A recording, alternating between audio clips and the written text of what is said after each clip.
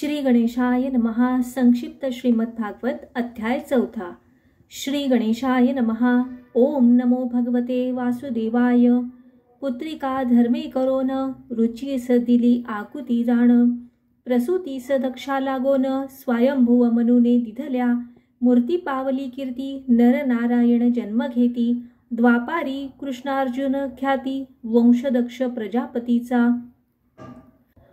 पूर्वी ऋषींचे सत्रात दक्ष प्रजापती आले सभेत. सर्व दक्षासी उत्थापन देत, ब्रह्मा शिवा खेरीस. अनादर वाटला दक्षासी, दक्ष भृगूने शापिले शिवासी. या प्रसंगे निमित्तेसी ते उदासीन राहिले.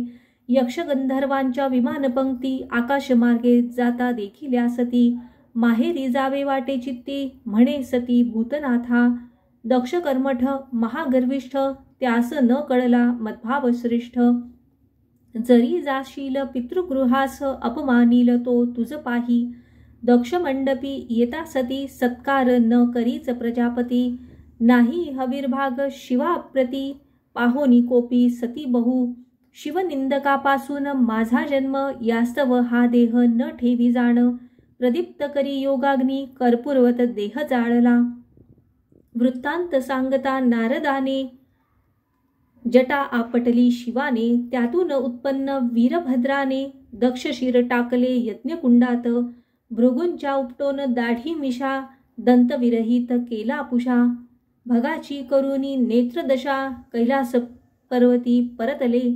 ब्रह्मा घेऊनी देव ऋत्विजासी, वेगे पातला कैलासासी. विशाल वटवृक्षाच्या छायेसी, कर्पूर गौरास देखिले. ब्रह्मदेवाने क्षमा याचून, कथिले दक्ष यज्ञ विध्वंसन. आपल्याच यज्ञ भागातून आज हा यज्ञ पूर्ण होवो. देवमाया मोहित अज्ञजन, मी न करी त्यांचे अपराध स्मरण. दंडित असे मूढजन, धर्म मर्यादा रक्षणार्थ. शिवाने कथिल्याप्रमाणे देव करीते जाले आणि जाणे. यज्ञ संपन्न होता क्षणी, महाविष्णू प्रगटला. उत्तानपादास भार्या दोन, सुनीती सुरुची प्रिय जाण. ध्रुव सुनीतीचा बाळसान, तात अंकी इच्छी वैसण्या. सुरुची त्याचा धिक्कार करी, म्हणे नारायणा प्रसन्न करी. ध्रुव निघाला वनांतरी, श्री नारदे त्यास उपदेशिले. ध्रुवाने मधुवनी तप केले, प्राणारोधे देव व्याकुळले. भगवंते सर्वा निर्भय केले, भेट देईन मी ध्रुवा. श्री विष्णू प्रगटे मधुवनात, ध्रुवनयनी अश्रुपात. पृथ्वी प्राप्त समुद्र वले अंकित, आणिक स्थान अढळपदीचे. श्री हरी पावले अंतर्धान, ध्रुवबाळ नगरात परतोन. त्यास राजपद देवोन, राजा निघे वनांतरी. सुरुची मातेचा पुत्र उत्तम, गेला मृगेशी जाण. यक्षवधी उत्तमा लागोन, ध्रुव यक्ष संहार आरंभी. यक्ष संहाराचे वर्तमान, कळता मनुये धावोन. यक्ष कुबेराचे दास जाण, समजावी ध्रुवबाळा. मान द्यावा श्रेष्ठासी, कृपा करावी कनिष्ठासी. तोषवावे कुबेरासी, उपदेशोनी पौत्रा परतले. कुबेरासी दिधला ध्रुवासीवर, ध्रुवे केले राज्य दूर. जाता झाला बदरीद्वार, अष्टांग योग आचरला. श्री हरींचे पार्षद त्वरित, विमान घेऊन आले तेथ. मृत्यूच्या डोई पाय देत, ध्रुव वैकुंठी पोहोचला. ध्रुवाचा वंश विस्तारत, अंगराजा झाला त्यात. अधर्माची कन्या सुनीतेस, कुपुत्र वेन झाला. वेनाची पाहुनी वृत्ती, अंगराज झाला कष्टी. निघून गेला वनाप्रती, म्हणे चित्त ठेवीन हरिपायी. राज्यपदी बैसला दुष्टवेन, करी साधूंचा अपमान.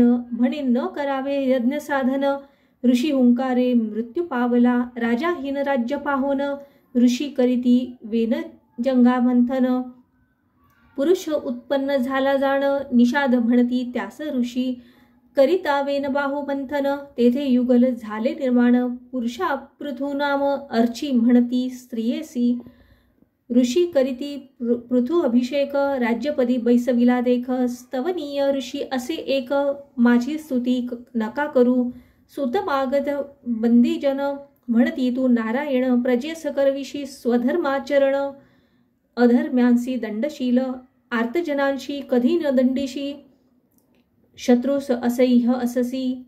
संत सेवक विष्णुभासी सदा प्रेमळ स्वजनांचा पृथ्वीने धान्य बीज ग्रासोन पृथूने घेतला धनुष्यबाण पृथ्वीवर रोखताची क्षण मानवदेही प्रकटली मी ना अपराधी पृथुराया शरण आले तुझ्या पाया रक्षण करी दीनदयाळ पृथ्वी विनवी राजासी आचार भ्रष्ट होता लोक मीच गिळी औषधी समस्त दोहन करते नेमून यास्तव दोहून सर्व मिळवावे ऐकोनी पृथ्वीचे संभाषण नेमिले वत्स पात्र जाण पृथ्वीला समतल करोन ग्रामदुर्ग पट्टणे निर्मियेली पृथुशत अश्वमेध करी इंद्रपाखंडी वेशधारी यज्ञ अश्वाचे हरण करी सांगता यज्ञी पुनः पुन्हा पृथुपुत्राने अश्व आणिले परत पृथूने केले धनुष सज्ज ब्रह्मा म्हणे न उचित इंद्र तर यज्ञाचे अंग असे पृथूने केला यज्ञ पूर्ण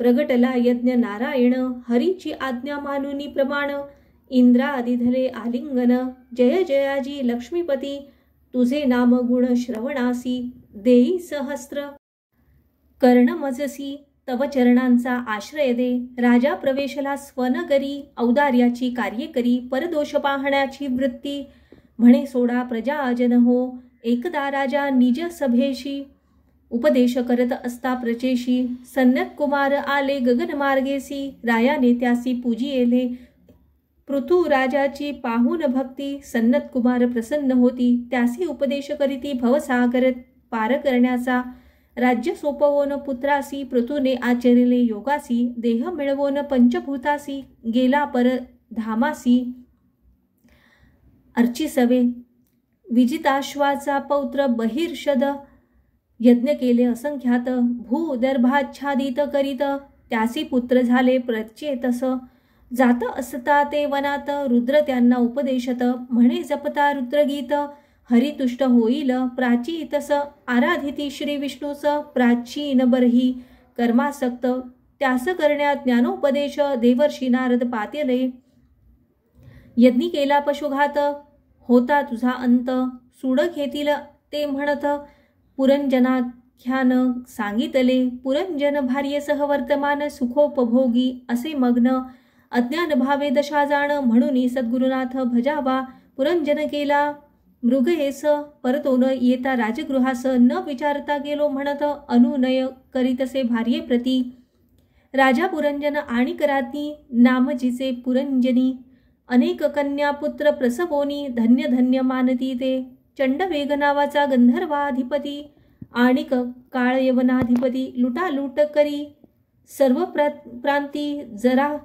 कन्या काळाची यवनाधिपतीने केली स्वारी उद्ध्वस्त केली पुरंजनपुरी राजा मारला सपरिवारी पुनर्जन्म विदर्भगृही वैदर्भी दिधली मलय ध्वजासी तो तिला घेऊन गेला वनासी योगमार्गे त्यागोनी देहासी मलयध्वज मुक्त झाला वैदर्भी करी महाविलाप पातला तेथे मित्र अविज्ञात शुद्ध बोध करुनी तिज तेणे झाली मुक्तबंधन प्राचीन बरही राजासी सांगोनिया रूपकासी नारदे केले उपदेशासी राजा मनी बोध करी मन हेची सर्वास कारण मनची घडवी जन्म मरण मनची होईल तारक जाण ते मन लावी हरिचरणी नारदाचा उपदेश ऐकून राजा झाला प्राज्ञ कपिलाश्रमी जाऊन स्वरूपता मुक्ती पावला प्रचेतस करीत होते उपासन